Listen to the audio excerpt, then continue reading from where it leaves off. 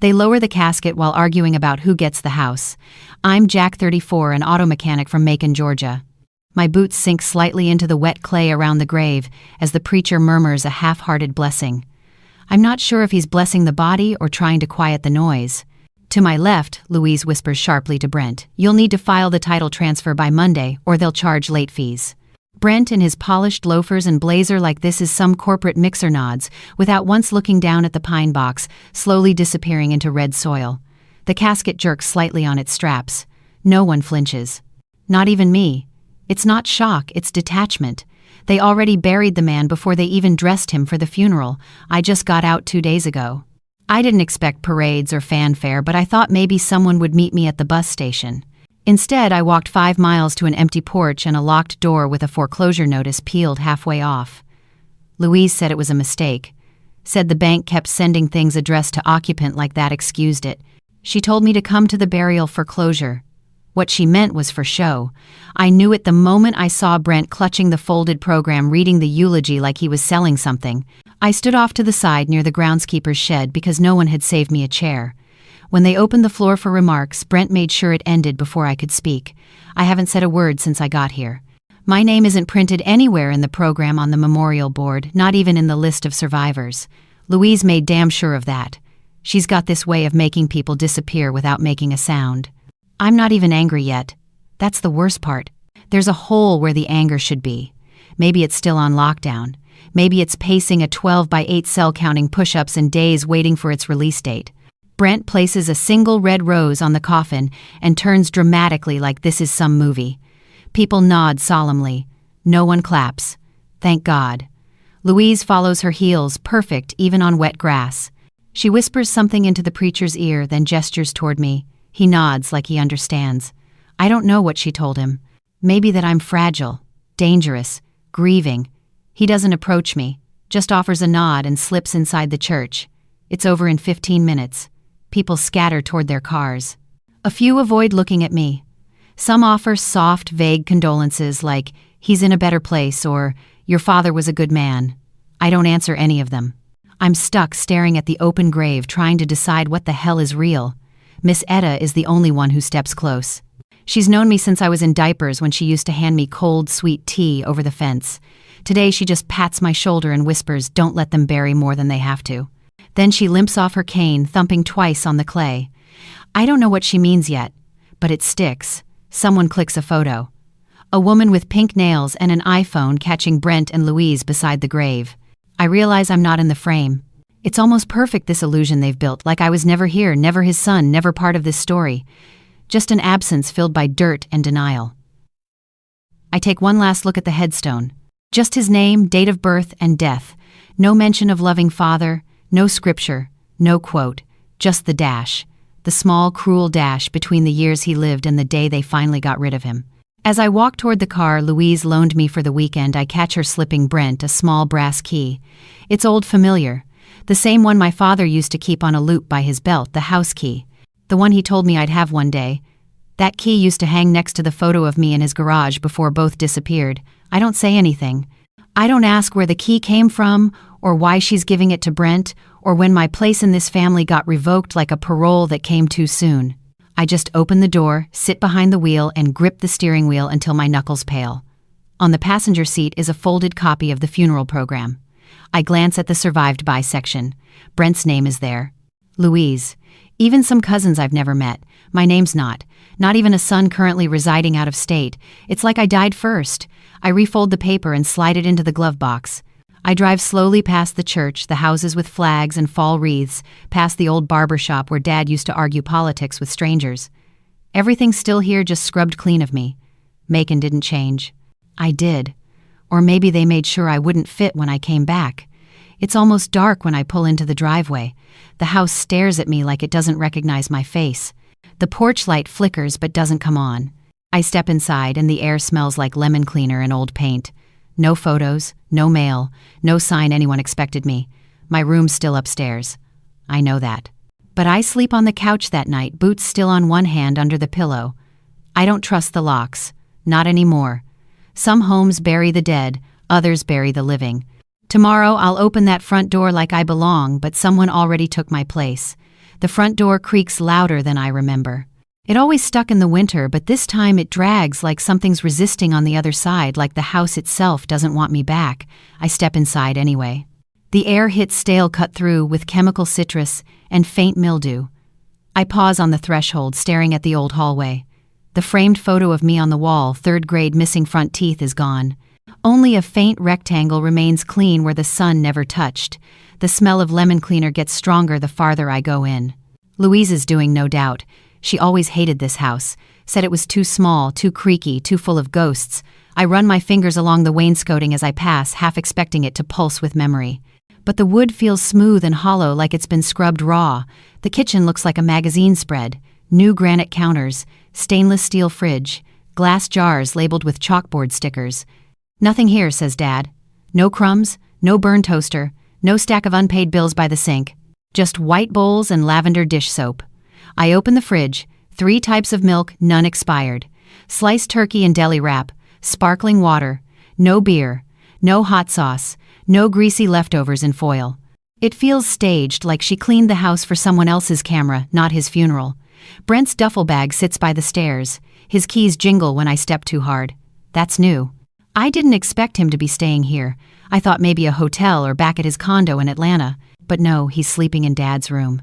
The door's shut, but I see his shoes by the mat. Polished, unscuffed. I take the stairs up to my old room. The steps grown exactly the same.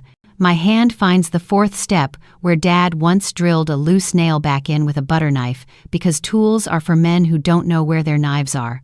I smile despite myself. The room is smaller than I remembered. The posters are gone, but the paint stain from the time I spilled oil on the carpet remains. The window still jams on the left side, but I pop it open and breathe in the November air. It's damp, smells like smoke and magnolia. I sit on the bed. The springs creak. My duffel's on the floor, half unpacked. I reach into the bottom and pull out the letter I wrote Dad from lockup 3 years ago. Never mailed. It's wrinkled at the edges, but the ink's clear. I flip it open. "I don't hate you, even though I should. You gave me a name I can't outrun, but I'll carry it anyway." I fold it back and slide it into the drawer. No point delivering it now. I kick off my boots and lean back. The ceiling fan whirs once, then clicks off. Power save mode or sabotage, I don't know. The silence is thick. Not peaceful. Loaded. I drift off.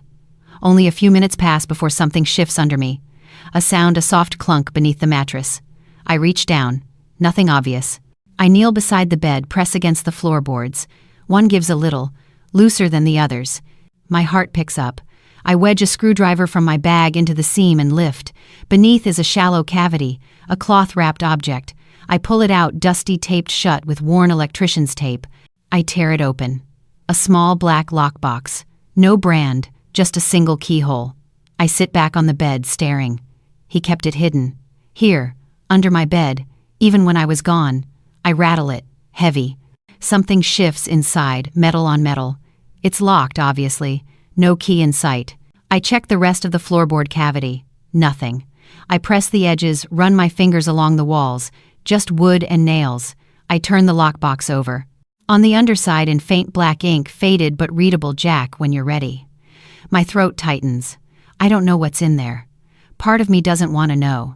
Another part, maybe the old version of me who used to race mini bikes down Jackson Street, is already planning how to crack it open with a hammer. I set it gently on the bed and sit beside it. I don't move for a long time, just stare. The sound of the front door slamming breaks the trance. Brent's voice floats up. "Louise, I told you he's just here to dig around. He doesn't want closure. He wants a payout." I don't hear her answer. Her voice is always soft when she's real mad. I hear the creak of her heels. Then dishes clatter. A low laugh. I close the floorboard and tuck the lockbox under my bag. No one knows I found it. Not yet. The next morning, Louise makes pancakes like nothing's wrong. She puts out syrup, butter, even slices strawberries. I come down slow, watch her for a while. She never cooked when Dad was alive, said mornings were her quiet time. Brent sits across from her, scrolling on his phone. He doesn't look up. "Morning," she says, sweet as peach pie. "You sleep okay?" I nod. She gestures to the plate. "You need food in your belly. Prison food can't be worth a damn." I almost choke on my coffee. She never visited. Never even sent a card, and now she wants to talk about my diet. I sit, eat quietly. Brent finally looks up. So, you planning on staying here long? I meet his gaze. I hadn't decided. Louise jumps in. Of course you can stay a few days. The couch pulls out. I raise an eyebrow. You put someone else in my room. She smiles too quickly. Oh no, I just thought. Fresh start. Clean space. Clean all right. Sterile. Sanitized. Erased. There's a few things I'd like to find, I say slowly. Dad promised me something. Before? Oh, she says. He wasn't very organized. Brent chuckles. That's one word for it. I push the syrup bottle aside. I'm going to go through the garage today. Louise's fork pauses mid-air. I already cleaned it. I nod. I'll recheck. Jack Brent begins, but she cuts him off with a glance. I leave them at the table. Out back the garage is spotless. Workbench polished. Tools arranged by size and color. The framed pictures are gone. The mini fridge is unplugged. Even the oil stains are scrubbed. But the pegboard wall, that's new. A section looks slightly different, fresh wood less faded. I tap it. Hollow. Just a panel. Not original. Behind it maybe something waits. Maybe nothing. I won't touch it yet. Not until I'm sure no one's watching. I go back inside. My phone buzzes. Unknown number. I let it go to voicemail. But the message that follows chills me, Jack. It's Etta. I think your daddy left something else, something they didn't want found. Come by when you can. I ain't got much time left to remember things. He hid something under my bed, but someone else is hiding more. Tomorrow I'll knock on Etta's door and pray I'm not too late. The morning air slices clean across the porch as I step outside. It's colder than yesterday, sky-washed pale gray like it doesn't want to commit to rain or shine. The neighborhood's quiet, too quiet like it's holding its breath. I light a cigarette I found in Dad's old toolbox, half a pack of Camels, probably 3 years stale. Doesn't matter. I need the ritual, not the smoke. From the swing next door, Miss Etta waves. She's already in her robe cane, resting against her knee cup of something steaming in her hand. I flick the ash, walk over. The wooden steps creak under me. She doesn't speak until I sit. You saw it, didn't you? She asks. Her voice is low, more breath than sound. The box. I nod. Found it under my floor. She takes a sip of her drink, something darker than coffee. He always said you'd know where to look. Said Brent wouldn't think to check. He didn't tell me what was in it. No, she says, but he told me why. She sets her cup down, pulls a small envelope from inside her robe pocket. Her hands shake slightly as she offers it to me. He gave me this in case things didn't go right. Said if Louise started changing things, I should hand it to you. Said you'd understand what comes next. I take it slowly. The paper is thin, yellowing at the edges. My name's on the front in Dad's familiar jagged handwriting. Inside a note. Just one line. Drawer, desk, back panel. If it's gone, they got to it. My pulse kicks. The old desk in the study. Of course. The same one he never let us touch even when the leg broke and Louise said to throw it out. He kept it all these years, I murmur. Etta nods. He knew they'd try to erase you. Why, I ask. What the hell did I do that's worth erasing? She looks at me, then really looks, eyes soft and heavy with something like guilt. You remind people what they owe. Some folks don't like debts they can't pay off. I don't know what to say to that.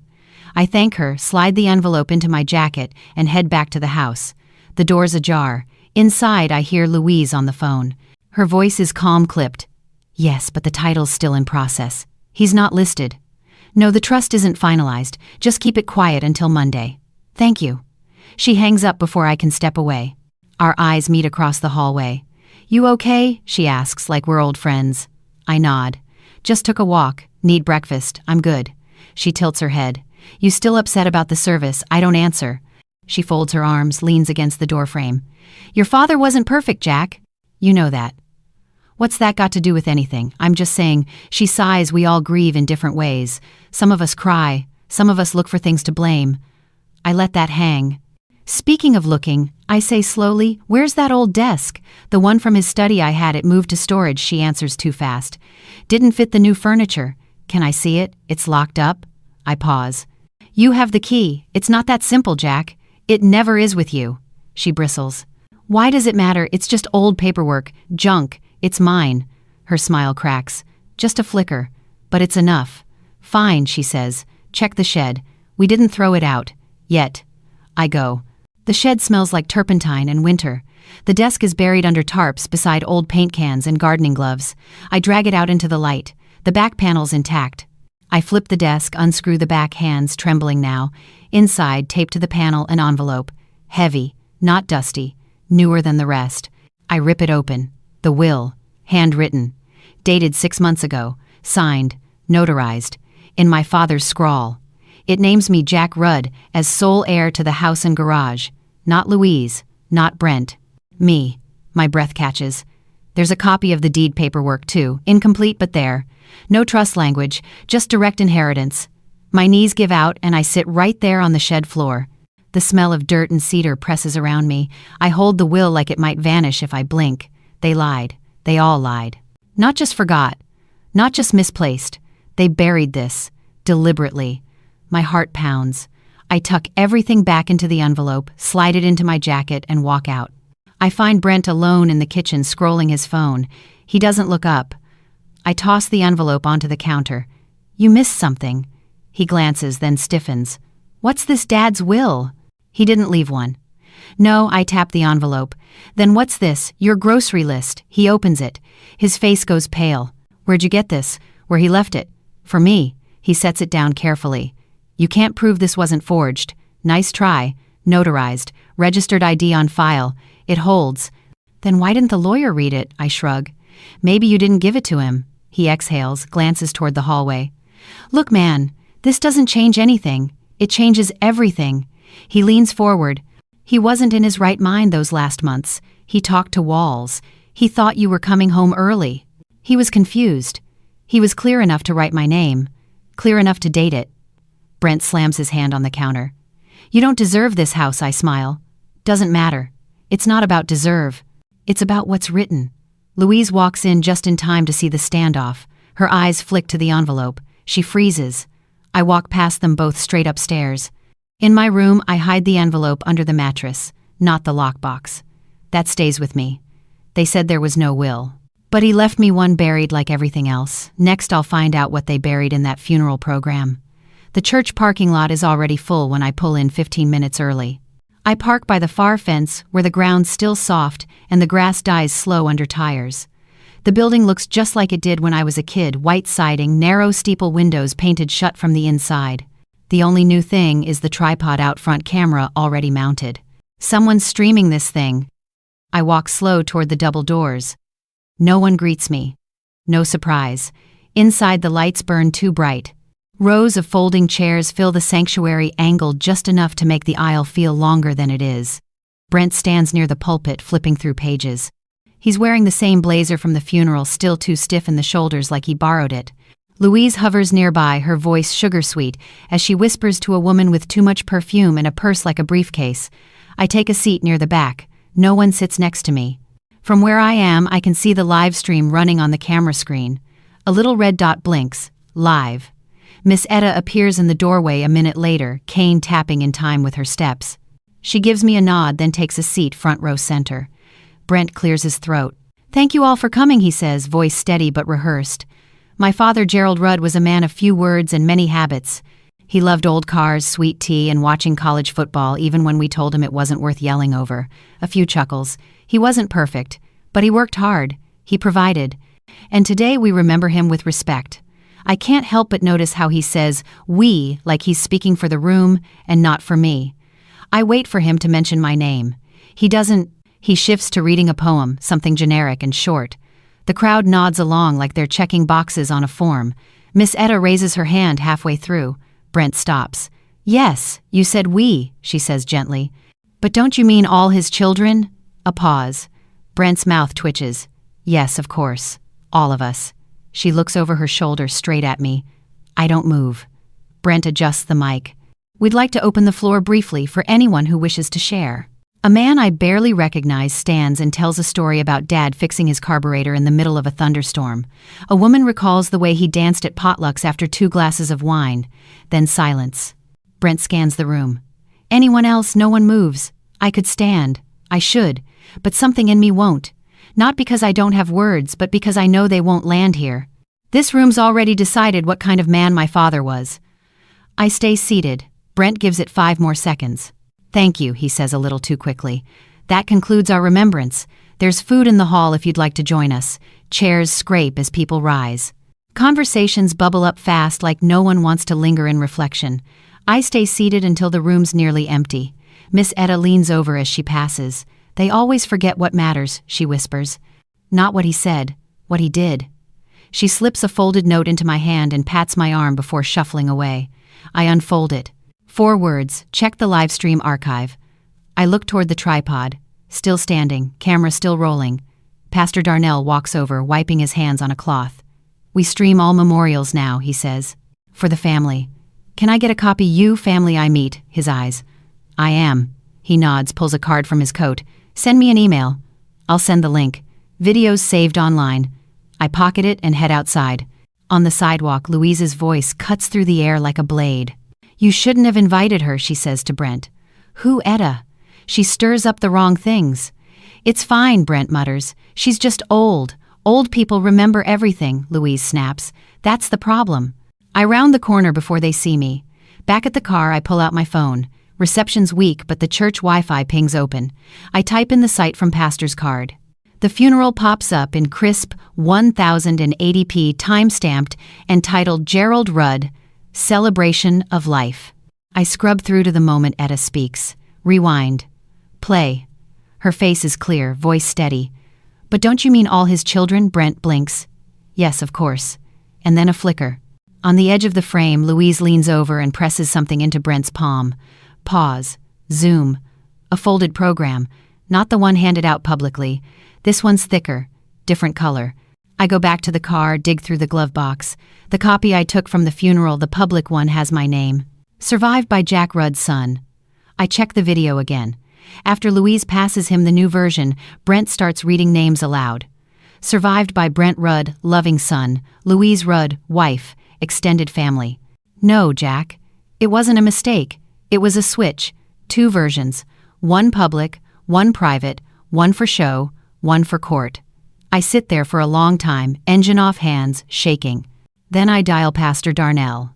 He answers on the second ring. Pastor, I say, voice calm. That footage you streamed. Is it backed up? Of course. Church server, why I'll need the original file, and a statement confirming it wasn't edited. Silence. Then, is this about an estate issue? Something like that. All right, he says slowly. I can do that. Might take a day. I'll wait. I hang up and drive back to the house. Brent's outside talking to a man in a suit I don't recognize. They stop when I pull up. I ignore them, head inside. In the kitchen, Louise is on the phone again. He's digging. We need to move fast. Yes, I've seen the will, but it's handwritten. That gives us room. She turns, sees me, and ends the call. Jack, she says brightly, you didn't stay for lunch. Didn't feel like eating. I take a step closer. Interesting program you gave the church. Her eyes twitch.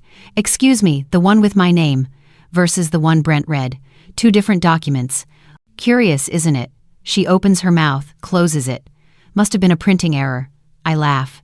Not kindly. Sure. Just like the missing will. Just like the deed you never filed. You're making trouble. No. I'm making it right. I leave before she can respond. Upstairs, I close my door and lock it. Then I pull out the 2 funeral programs. Lay them side by side. One says I exist, one erases me, and someone tried to make sure the second one was the one that stuck. They streamed the lie, but I've got the footage that proves the truth. Next, I'm going to show them both programs and see who cracks first. The 2 programs sit on the desk like evidence in a trial. One printed on crisp white paper with the church logo listing my name. The other, thicker, slightly yellowed, printed at home, excludes me entirely. I stare at both, imagining which one Louise gave the estate attorney. Probably the second. Probably with a practiced frown and words like estranged or unreliable or worse. I pocket both and head downstairs. Brent's in the den, half watching sports with the volume low. The moment he sees the papers in my hand, his eyes narrow. What's that, he asks, casual but already defensive. I hold them up. Tell me something, Brent. Which version did you send to the probate office? He blinks. What? I walk over and slap both programs down on the coffee table. You read from this one. I tap the fake. But the church gave me this one. I tap the real. One says I exist. One says I don't. You want to explain why? Brent leans back slowly, tries to look relaxed. You're reading too much into it. Am I? I pick up the fake. Because this one sure makes it easier to argue I was cut out of everything, doesn't it? That's not how this works, he says. There was no will. There's a will. A handwritten one. Those get tossed all the time. You knew about it. You just hoped I wouldn't find it. He stands. Jack, you've been back 5 minutes, and you're already starting fires. No, I say evenly. You started this the day you took my name off that program. Dad didn't trust you anymore. After prison, don't I snap. Don't use what I already paid for as your excuse to erase me. You weren't here. His voice rises. You left, I stayed.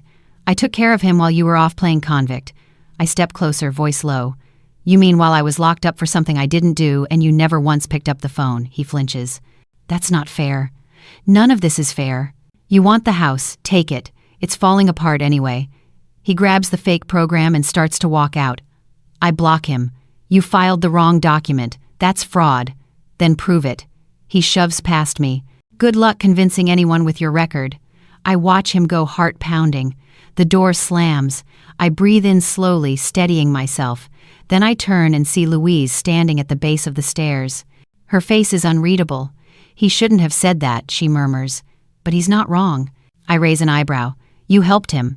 She walks into the room, adjusts the vase on the mantel like this is a casual chat. Your father wanted peace. You coming back complicates that. So your solution was to pretend I didn't exist. No, my solution was to keep things from falling apart. By lying. By simplifying. She sits. Jack, he didn't leave a trust. He didn't file the deed. That house is still in my name. Legally and morally, she laughs dry and cold. Morals don't hold up in court. I pull out my phone. Good thing I've got more than morals. The funeral live stream's archived. With your switch on camera. Her eyes widen just slightly. You wouldn't. Already downloaded. Already backed up. She stands. You really want to fight me over this? I'm not fighting, I say. I'm reclaiming. She doesn't answer. Just leaves the room. The next morning I head to the county office. It's slow and smells like plastic and stale air. The clerk takes the documents with a neutral face, scans them, clicks through a few windows. Will's notarized. Deed incomplete, but the intent's clear. You'll need a probate judge to validate. How long? A week, maybe 2. Depends on the backlog. If you have any evidence of tampering, that'll help. I hand over a flash drive. Video proof. Date stamped. She raises an eyebrow. Nice touch. On the way home, my phone buzzes. Unknown number. I answer. Jack Rudd speaking. This is Wayne Parker. Your father's estate lawyer. Took you long enough, he sighs. I'd like to meet. There are developments. Where? My office. Now. I drive to the strip mall where his name's stenciled on the door.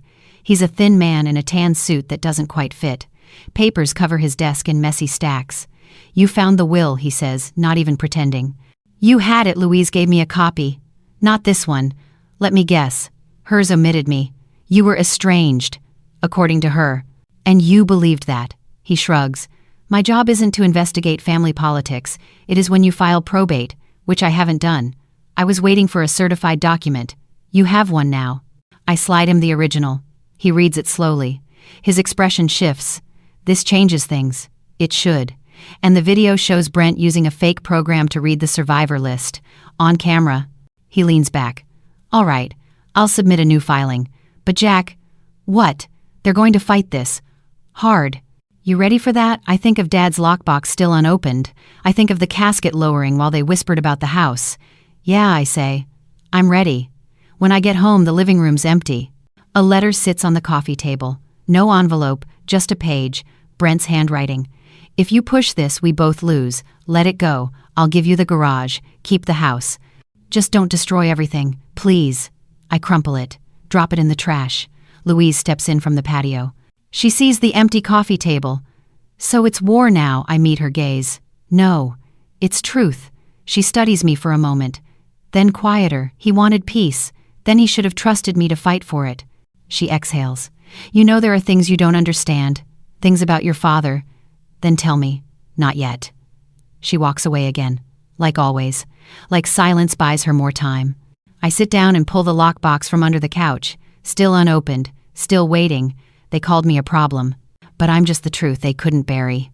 Tomorrow I'll confront Miss Etta about what she really heard the night he died. The sun's just rising when I walk to Miss Etta's house. Her porch light's still on, casting a soft yellow glow over the peeling paint and wind-chimed silence. I knock gently. It takes her a full minute to open the door. She peers through the screen, eyes squinting behind thick glasses. "Jack, it's me." She unlocks it slowly, waving me inside. The living room smells like lavender and old newsprint. The same cross-stitch hangs over the mantel. Truth never rots, just waits. She gestures to the sofa. "Sit, child." I do. She lowers herself into the armchair opposite Kane, resting across her knees. "You said you wanted to talk," I begin. She nods. Before my memory decides to give out on me, I lean forward. "Miss Etta, the night he died. Were you there? Not inside," she says. "But I saw some things. Heard more. Tell me." She takes a breath. "It was late. After 10. I heard shouting. Not words, just tone. Angry. Like something been bubbling a long time." I looked out my window. Brent's car was parked crooked in the drive, lights off. He never parked like that unless he was in a hurry. And my dad, he was on the porch, arguing with someone. Couldn't see who. "Louise, I think so." The voice was hers, low, sharp, and then quiet. Dead quiet. 20 minutes later the ambulance came. No siren. Just lights. "Who called them?" She pauses. "I don't know. But they didn't come in fast, like they weren't rushing." I lean back. "You think they waited?" I think someone made sure it was too late. The words hang in the air like smoke. She hands me another envelope, smaller than the last. "Found this in my mailbox the morning after. No name, no return address. Thought it might be for you." I open it carefully. Inside is a single page, a printout, an email draft. The sender is listed as Gerald Rudd. The subject, change of beneficiary, Jack Rudd. It's addressed to his lawyer. The date 2 days before his death. "Where'd this come from?" I ask. "No idea. But someone wanted you to have it." I read the draft again. It's short, direct. "Please update trust to reflect Jack Rudd as full heir to property and garage. Brent and Louise are not to be named trustees or have controlling interest. Final documents to be signed in office Monday. No signature. Morals don't hold up in court." I pull out my phone. Good thing I've got more than morals. The funeral live stream's archived, with your switch on camera. Her eyes widen just slightly. "You wouldn't." Already downloaded, already backed up. She stands. "You really want to fight me over this?" "I'm not fighting," I say. "I'm reclaiming." She doesn't answer, just leaves the room. The next morning I head to the county office. It's slow and smells like plastic and stale air. But she's got secrets stacked like boxes in an attic, and eventually the ceiling gives. I leave her house and walk back slow. The wind cuts sharper now, trees bare. The garage looks different when I return. Colder. The air inside smells wrong, like bleach and varnish. Brent stands near the workbench. "Looking for something?" I ask. He turns startled. "What are you doing here, checking on what's mine?" "Yours," he laughs. "Jack, come on." I pull out the envelope. Recognize this. He squints, then shrugs. "Just a draft. From Dad. 2 days before he died. Changing the trust. He never sent it. Because maybe someone stopped him. Careful," he warns. "That's slander." I step closer. "Only if it's not true." "You have no proof." "I've got the draft. The will. The live stream. The fake program."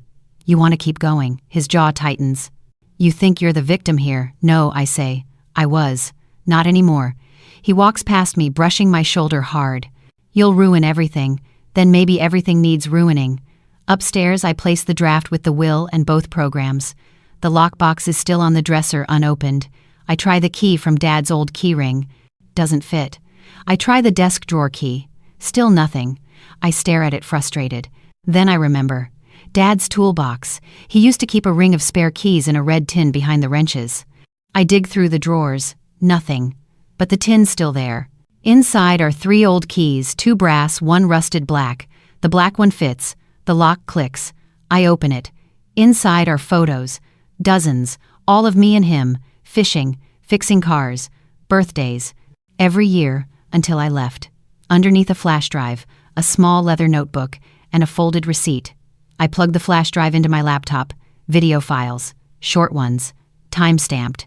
Dad talking to the camera. "If you're seeing this, Jack, it means they didn't stop you." Another file. "I know they want the house. But it's yours. Always was. I kept everything in the box. They don't know about it. Don't let them get away with this. I watch each one, 5 in total, all filmed in the garage. All time-stamped weeks before he died. Then I open the notebook, names, dates, transactions, payments to the lawyer, letters he never sent me. Pages of his handwriting full of guilt and apology and hope. The receipt, a notary service, for the will. Confirming the date, the ID used the witness name, Brent. He signed it. He knew. I laughed bitter and sharp. He lied straight to my face, said it wasn't real, said it wouldn't hold. But he signed it, witnessed it, filed nothing, hid everything. I grabbed the documents, the flash drive, the notebook, packed them all. I'm done playing careful. He left everything I needed because he knew exactly what they'd do. Tomorrow I'll take the proof to the courthouse and let them explain what they buried. I arrive at the courthouse before the front doors even unlock. The security guard recognizes me from the last time I filed paperwork 2 weeks ago when I brought the will. This time I have more. Much more. A different clerk's at the front desk. Young guy, thick glasses badge, says Kevin. He smiles politely, typing before I even finish explaining. You're here about the Rudd estate, he asks. It's flagged for preliminary hearing next Tuesday. Probate review. Yeah, I say, handing over the file folder. Supplemental evidence. He flips through it. You got notarized will, printed email draft, live stream link, 2 conflicting programs plus flash drive, and a signed witness statement from Miss Etta notarized yesterday. Dang. He reads the top page again. Brent Rudd witnessed the will, his signature. Same as on file at DMV. Kevin whistles. This isn't supplemental. This is a torpedo. He scans the documents into the system.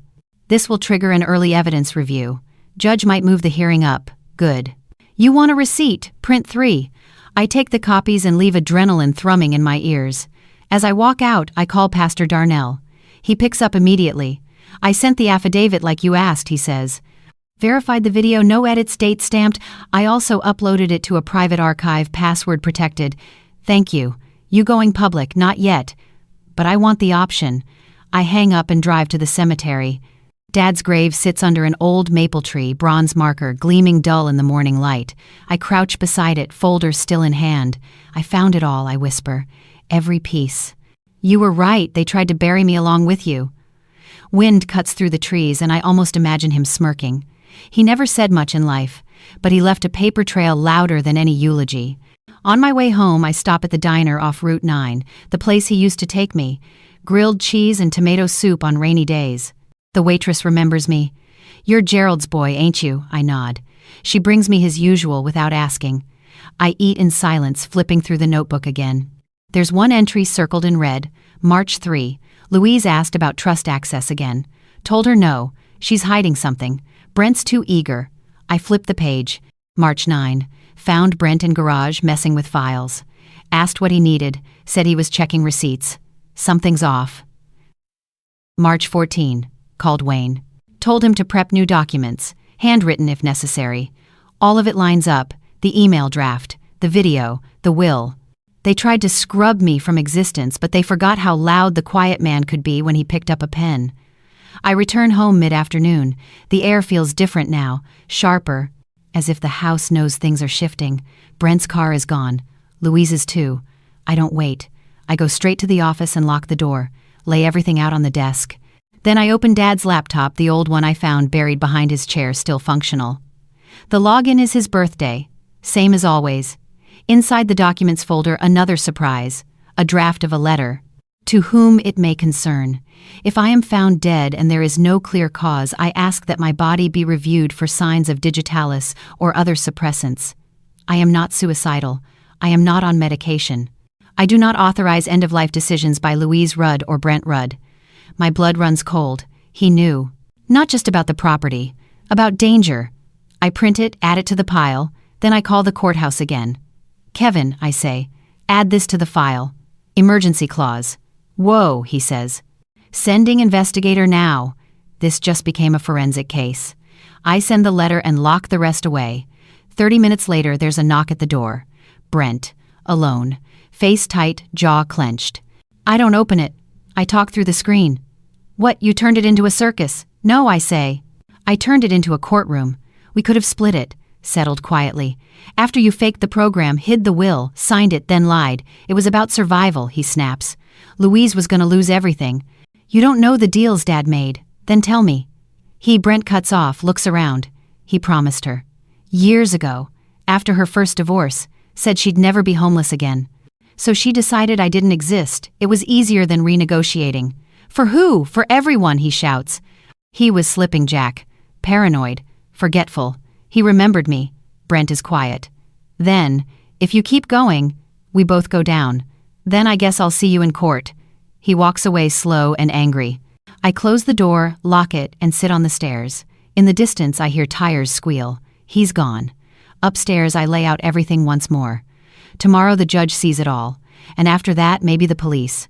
Because if that letter's real, and the drugs were in his system, this isn't just fraud. Just like the missing will. Just like the deed you never filed. You're making trouble. No, I'm making it right. I leave before she can respond. Upstairs, I close my door and lock it. Then I pull out the 2 funeral programs, lay them side by side. One says I exist, one erases me, and someone tried to make sure the second one was the one that stuck. They streamed the lie, but I've got the footage that proves the truth. Next, I'm going to show them both programs and see who cracks first. Louise isn't here. Judge Cartwell enters gray suit, tired eyes, no nonsense. We're here to review the Rudd estate case number 2084P, she says, glancing at the file. Jack Rudd, you're asserting primary inheritance based on a late-submitted handwritten will, is that correct? Yes, Your Honor. And you're prepared to submit supporting evidence? Yes. She nods. Proceed. I unfold the top page. My father, Gerald Rudd, passed away last month. I was not notified immediately. When I returned, I discovered his original will was not presented to the court. I located the handwritten notarized version in a locked compartment beneath his desk. Cartwell raises an eyebrow. You have that will here, yes ma'am. I hand it to the clerk. She examines it, then passes it to the judge. Witnessed by Brent Rudd, she notes aloud. She turns to my brother. Is that your signature, mister? Rudd Brent clears his throat. It looks like mine. You want the house, take it. It's falling apart anyway. He grabs the fake program and starts to walk out. I block him. You filed the wrong document. That's fraud. Then prove it. He shoves past me. Good luck convincing anyone with your record. I watch him go heart-pounding. The door slams. I breathe in slowly, steadying myself. Then I turn and see Louise standing at the base of the stairs. Her face is unreadable. He shouldn't have said that, she murmurs. But he's not wrong. Identical formats, different, survived by lists. And this one, excluding your name, was used for public reading. Yes, it was also streamed live. I have the footage. The clerk clicks play. The moment Brent reads from the fake program, the courtroom falls silent. Then a soft pause and Miss Etta's voice. Don't you mean all his children? Cartwell stops the video. That'll do. She looks at Brent.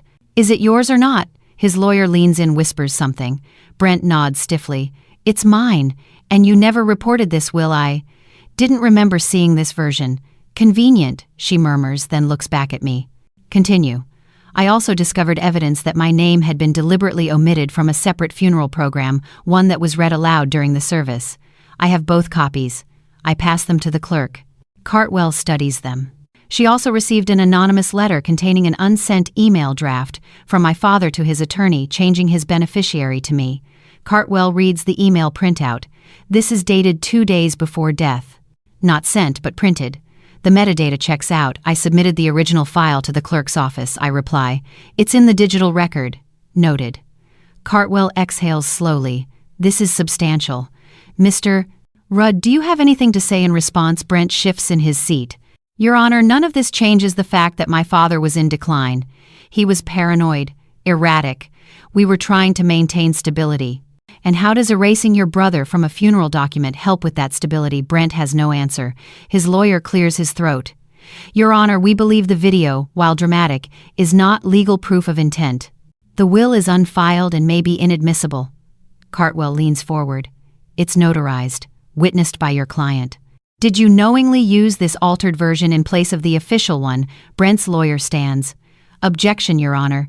There's no direct evidence my client prepared that document. Overruled, Cartwell says flatly. He read it. In public. Now let's discuss the witness statement. I pass Miss Etta's affidavit to the clerk. She observed suspicious activity the night of my father's death, including an argument between Brent Louise and my father. Silence falls like a dropped curtain. Cartwell blinks. Where is this letter now, digitally submitted yesterday with my last upload? A printed copy is also in the record. She opens the file on her screen, reads it silently. Then again. This opens another branch of investigation, she says finally. Mr. Rudd, did you kill your father? Brent's face strains. No, of course not. Then you won't mind if I issue a subpoena for his toxicology report. He was cremated, Brent says quietly. Cartwell looks up sharply. Without a coroner's signature, Louise handled it. Interesting, because according to this letter that was expressly against his wishes, she writes something down. We'll pursue that through the sheriff's office. She turns to me. Mr. Rudd, I'm granting an emergency freeze on all estate actions until full review is complete. Your father's handwritten will is now the active document of record. You are recognized as the legal heir pending final validation. Brent jumps to his feet. This is ridiculous. He wasn't even here the last 10 years, and yet he's the only one who's been honest in this courtroom. Cartwell snaps. Sit down. He does. I exhale for the first time in what feels like an hour. Outside, the courthouse steps feel taller, brighter. I sit for a while on the top one-folder closed phone, buzzing with unknown numbers. Messages from reporters maybe, or lawyers, or Louise. I don't answer any of them. I drive home. Park in the driveway like it finally belongs to me. I walk into the kitchen. Miss Etta's already there, waiting at the table with a box of tea. Saw the news alert, she says. You won. For now. She smiles. They'll keep coming. But now you've got armor. No, I say, pouring hot water. Now I've got the truth. She pulls a photo from her purse. It's old Dad and me covered in grease, holding up a rusted muffler like it's a trophy. He was proud of you, she says. He just didn't know how to say it. He said it, I reply. He said it in every page he left behind. Today the court heard him louder than they ever heard me. Next I face Louise and ask what she's still hiding from that final night. Louise is waiting for me when I get back. She's seated in the sunroom like it's a calm Tuesday afternoon, legs crossed, a book in her lap she's not reading. The light through the slats stripes her face in gold and gray. I don't speak at first. I just look at her, really look for the first time in years, not as the woman who made coffee every morning or helped Dad sort the mail, but as someone who made choices behind closed doors. She closes the book slowly, eyes steady. Congratulations, she says, voice cool. They believed you. They believed Dad, I correct. I just showed them what he left behind. She exhales through her nose, a short sound like a laugh, with all the joy drained out. So now what, Jack? You throw us out. Burn the place down in some holy fire of justice. You already tried that, I say. Only you made sure it was a quiet fire. Neat. Legal. She leans back. What do you want from me? The truth. What happened that night? You think I killed him. I think you let things happen. Maybe nudge them along. She says nothing for a while. The silence thickens. Then he wasn't well. You keep saying that. Because it's true. You think that will he wrote was clear. You saw the way he rambled in that notebook. You think he knew what he wanted. I think he wanted to protect something from both of you. And what makes you so righteous? You disappeared for years. You left him alone. I feel the heat rise in my chest. I didn't leave. I was locked up for something Brent pinned on me, and you let it happen. Her lips tighten. You have no proof. Maybe not about that. But I've got everything else. The video. The will. The fake programs. The letter about toxicology. You cremated him without consent. She stands. I did what had to be done. No, I say. You did what was easiest. Her hands tremble slightly as she reaches for the window latch. Do you want to know what really happened that night? I don't move. Just wait. He called me into the garage, she begins, voice low. Said he was changing the paperwork, cutting Brent out. Said he couldn't trust us, that we were circling like vultures. We were scared, she says. Not greedy, not at first. The medical bills were stacking up. He wouldn't listen to reason. He said the house was mine, then yours. He couldn't decide. One day it was Brent. The next you. He was unraveling. So what did you do? I left, she says. Walked out. Told him I was done begging for fairness. She turns to the window, her back to me. When I came back 20 minutes later, he was slumped over the desk. No pulse, no breath. And you didn't call 911. Brent was already there, she says. He said we had to think, that if we called too fast they'd look into it, that maybe we could get ahead of it. Get ahead of his death, get ahead of the mess, she snaps. You don't understand what it's like to be powerless while someone flips the terms of your whole life on a whim. I do, I say, stepping closer. You did that to me. She turns slowly. Her eyes are wet but not soft. You think this is justice, Jack, taking the house, winning in court. What do you think you'll feel when it's empty and you're still angry? Less alone, I say. Because at least I'll know I didn't stay silent. She shakes her head. You're just like him. Always needing the last word. No, I say. I need the first honest one. Her gaze drops. She walks out without another word. I don't follow. Instead, I go upstairs to the garage and take out the flash drive again. So now what, Jack? You throw us out, burn the place down in some holy fire of justice. You already tried that, I say. Only you made sure it was a quiet fire. Neat. Legal. She leans back. What do you want from me, the truth? What happened that night? You think I killed him. I think you let things happen. Maybe nudged them along. She says nothing for a while. The silence thickens. Then he wasn't well. You keep saying that. Because it's true. Letting Louise take over when I should have stepped up. But I always knew you'd come back. That one day you'd need the truth more than you needed an apology. His voice breaks. So this is me. Not asking forgiveness. Just asking you not to give up. The video ends. I sit there for a long time. Not crying. Not angry. Just still. In the quiet, I feel something settle. Not peace exactly, but clarity. The truth doesn't always fix things, but it anchors you. Keeps you from floating off into someone else's version of your life. I print copies of everything, package them into an envelope. I send one to the sheriff's office, one to the judge, one to a local paper. No interviews, no speeches, just facts. Let them decide what to do with them. I'm not hiding anymore. Not from the law, not from Brent, not from ghosts. That night I sleep with the windows open. The house creaks and breathes like it's finally exhaled. The truth didn't set me free, it made me whole again. Tomorrow I visit Dad's old bank and unlock the final piece of what he left behind. The bank sits 3 blocks from the courthouse, an old red brick building with brass handles and floors that echo. Dad used to take me here when I was a kid. He'd deposit checks in silence, nod at the teller and say nothing more than what was required. He wasn't the type to trust banks, not really. That's why I know if he kept anything here it meant something. I give the clerk my ID.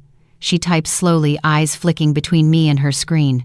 There is a safe deposit box under Gerald Rudd's name, she says. Do you have the key? I slide it across the counter. The one from the bottom of the lockbox. The one I almost threw out. She inspects it, nods. And your legal authorization. I hand over the judge's temporary order, naming me executor of the estate. She makes a copy.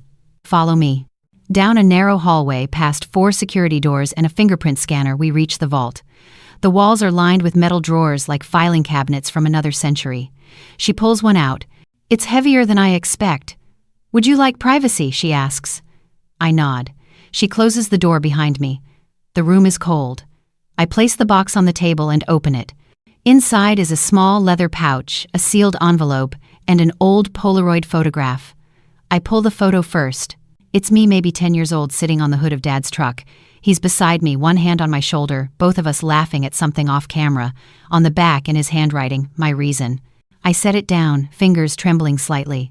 The leather pouch holds a bundle of old keys, some I recognize from the garage, others older, unmarked. One has a number etched into the base, 2B47. I don't know what it opens, but I keep it anyway. The envelope is thick, sealed in wax. I break it open carefully. Inside, a handwritten letter. Not a copy, not a draft, a final message. Jack, if this reaches you, then you've done more than I ever had the courage to do. You faced them, faced me, and you didn't walk away. I kept too many things hidden. I thought I was protecting everyone, but really I was protecting myself from guilt, from fear, from losing the only family I had left. Brent made mistakes. So did Louise. So did I. But the worst was not trusting you when it mattered. The day you went to prison, I knew something was wrong. You didn't say it, but I saw it in your eyes. You were covering for someone. Brent never had your spine. He had your temper, but not your heart. I knew he did something, and I let you take the fall. I will never forgive myself for that, but I also never stopped watching over you. The garage was always yours. So was the house. That will in the drawer, don't let them call it confusion. It was clarity. It was the only time I felt certain. You were the one I could trust to carry what I built. That envelope has the number to the land deed registry. Box 2B47 holds the deed to the back lot I never told anyone about. I bought it 20 years ago thinking I'd build you a workshop. It's yours now. Do what I couldn't. Build something that lasts. Not just out of wood, but out of truth. I love you, son. No matter what they said. No matter what I couldn't say. Asterisk, I fold the letter slowly. It's not just an apology. It's a transfer of something deeper than property. A quiet legacy. I return the box to the clerk, thank her, and walk outside. The air feels clearer. I drive straight to the registry office. The clerk there confirms the number on the key. Back lot, he says, tapping his screen. 6 acres, zoned for residential or light industrial. That's worth something. To me, I say it's worth everything. I ask for the deed. It's registered under a trust. One I've never seen before, JR Foundation. My initials. He filed it years ago, long before prison, before the distance. He named me then, protected it, even when he couldn't say it out loud. I take the deed. On my way home, I detour past the edge of town down an old gravel road that splits behind the train tracks. At the end, a gate, rusted, padlocked. The key fits. The land beyond it is wild but open. Trees line the north side. A small stream cuts across the corner. It's quiet, untouched, mine. I step onto the grass and breathe deep. For the first time in years, I don't feel haunted. I feel rooted. That night, I light a fire in the backyard pit. Miss Etta joins me. So does Pastor Darnell. Word's gotten around. Quiet calls from people who saw the court transcript online. They say you're the one who brought everything out, he says. Not for revenge, I reply. Just for truth. He nods. That's rarer than it should be. I offer them each a drink. Miss Etta raises her glass. To Gerald, she says, for finally speaking up, even if it took death to do it. We toast. Later, when they leave, I stay behind, watching the fire shrink to coals. I take out the letter one more time, reread his last words, and I realize something. This story was never just about a house. It was about voice, legacy, the price of silence, and the cost of truth. I didn't win a house. I reclaimed a father. Next, I return to the land and lay the foundation he never got to start. The next morning, I'm on the land just after sunrise. Fog hangs low across the grass, curling between the trees like smoke from a fire long gone cold. The soil is damp beneath my boots, soft and untouched. No tire tracks, no footprints, no past, at least none I didn't bring with me. I park the truck near the gate, roll out the measuring tape, and start walking the perimeter. 6 acres. I measure every inch like it's sacred. The stream gurgles quietly in the corner over smooth stones. Dad must have walked past 100 times and never told a soul. It hits me, then he wanted this to be mine, not because of guilt or obligation, but because he knew I'd know what to do with it. Not to sell, not to sit on, but to build. By noon, I've sketched out a rough plan. Workshop near the eastern tree line, open yard in the middle, maybe a 2-room cabin beside the stream. A place for working, resting, remembering. I'll build it slow, by hand. No contractors, no shortcuts. I'll pour the concrete myself if I have to. I stop by the hardware store on the way back. The man at the counter recognizes my name from the papers. You the Rudd boy, he asks. I nod. He smiles. Your dad bought lumber here for 30 years. Used to joke he was single-handedly funding my retirement. I grin. Sounds like him. He pauses. He said you'd come back. Told me once years ago that when the time came, you'd build something he couldn't finish. I stare at him. He said that like he knew. I buy gloves, nails, a new saw, and enough chalk line to map out a kingdom. Back at the house, Brent's car is gone. So is Louise's. A quiet has settled here. Not peace, but space. Room to breathe. I spend the afternoon clearing the garage. I sweep the corners, polish the tools, reorganize the bench. I find old blueprints tucked in a drawer, designs for a model airplane we never finished, a pulley system for a barn door we never built, all his lines neat and sure, even in age. Underneath one of the drawers taped to the wood, I find another envelope. No name, just the date, 6 days before he died. Inside is a photo. Me in high school standing beside a welding rig. On the back, build it with fire, son. It'll last longer. My chest tightens. I set the photo beside the Polaroid from the safety deposit box. 2 moments, 1 legacy. That night I draft plans, real ones. I pull out graph paper and sketch the foundation. The beams, the roof line. I measure by memory, by instinct.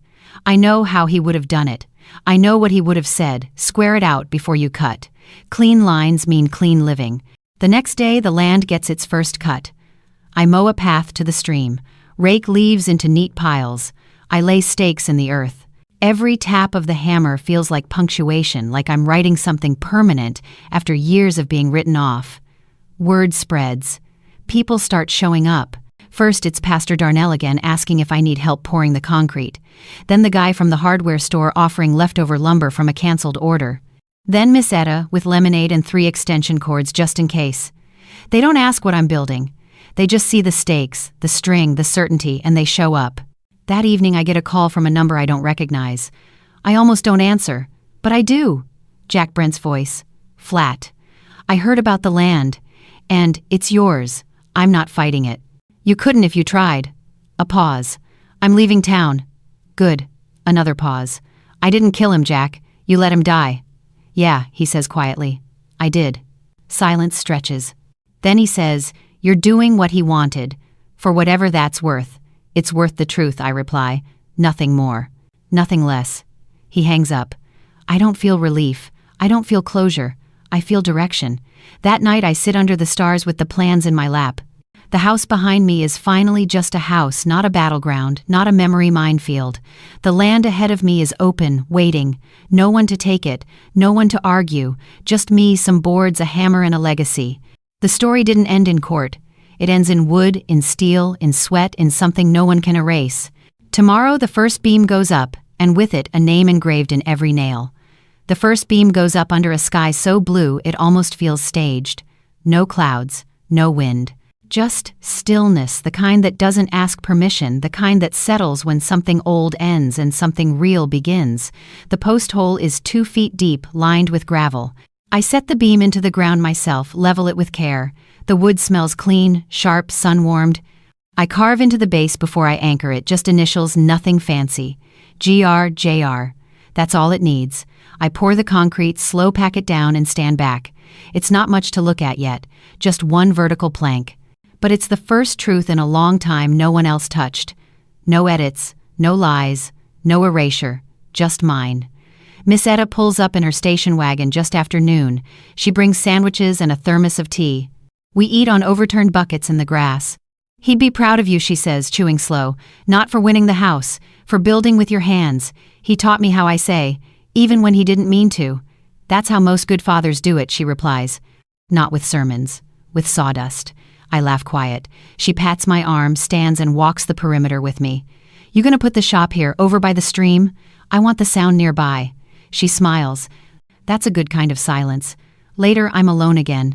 I set the next stakes. Line them with chalk string. Every strike of the mallet is steady now, like a metronome in my chest. The rhythm of progress, of return.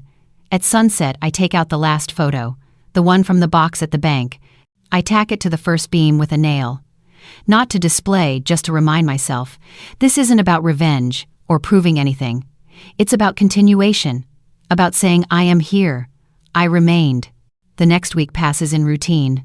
I wake at dawn, work until my hands ache, eat standing up, drink water by the gallon.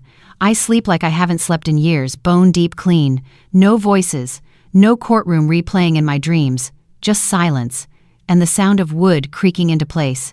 The frame rises. The roof joists come next. I weld the supports myself. I stain the beams. Neighbors drop by, offering help without asking what the building is. It doesn't matter. They see the truth in the shape.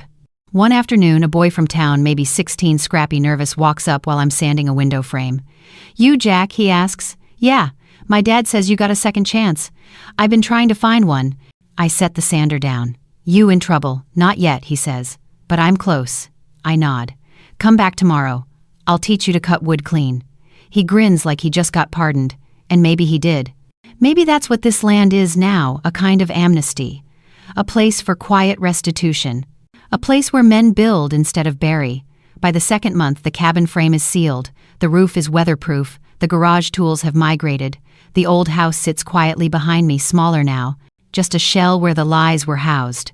I don't live there anymore. I live here. In truth. In structure. In intention. I keep Dad's notebook in the top drawer of the workbench.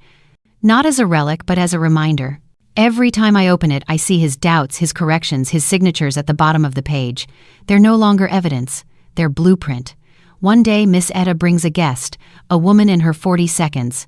Short hair, eyes like mine. She hesitates at the property line.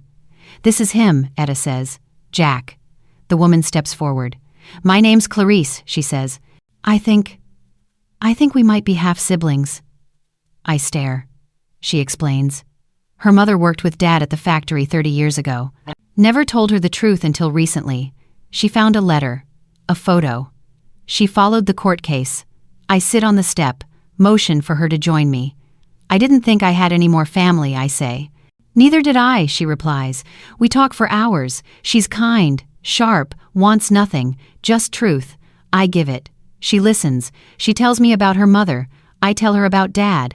We laugh about his silence, cry once. When she leaves, she hugs me like we've done it before, and maybe we have in some unspoken way. I don't know if we'll stay close. But we started something honest, and that's enough." On the 91st day since the hearing, I drive back to the cemetery. Just me, the tools, and a new plaque. I set it beside the grave. It reads, "Gerald Rudd, father builder, man of few words. Truth survived you." I sit beside it until the sun goes down. And when I stand, I feel taller, lighter. Like grief isn't a chain anymore. It's a story I've earned the right to end. That night, the workshop lights glow soft and golden. The wind moves through the trees like a hymn. And for the first time in years, I write something new, not to a court, not to a judge, just to myself. What was taken has been rebuilt. What was buried has been spoken. I am here, and I am home. This wasn't a comeback story. It was a reclamation, and I reclaimed everything that mattered.